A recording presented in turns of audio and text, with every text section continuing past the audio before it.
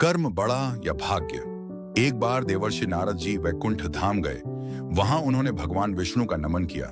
नारद ने श्री हरि से कहा, प्रभु, पृथ्वी पर अब आपका प्रभाव कम हो रहा है।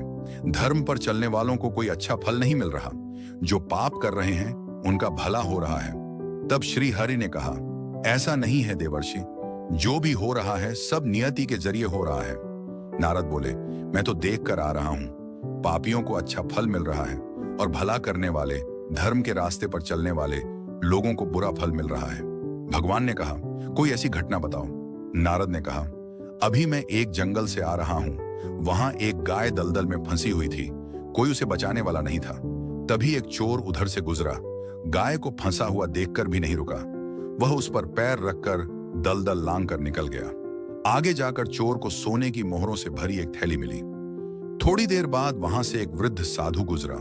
उसने उस गाय को बचाने की पूरी कोशिश की। पूरे शरीर का जोर लगाकर उस गाय को बचा लिया, लेकिन मैंने देखा कि गाय को दलदल से निकालने के बाद वह साधु आगे गया तो एक गड्ढे में गिर गया। प्रभु, बताइए ये कौन सा न्याय है? नारद जी की बात सुन लेने के बाद प्रभु बोले, यह सही ही हुआ।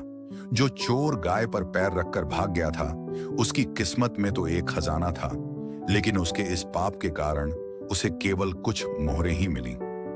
वहीं उस साधु को गड्ढे में इसलिए गिरना पड़ा क्योंकि उसके भाग्य में मृत्यु लिखी थी, लेकिन गाय को बचाने के कारण उसके पुण्य बढ़ गए और उसकी मृत्यु एक छोटी सी चोट में बदल गई। इंसान के कर्म से उसका भाग्य तय होता है। सीख, इंसान को कर्म करते रहना चाहिए क्योंकि कर्म से भाग्य बदला जा सकता है।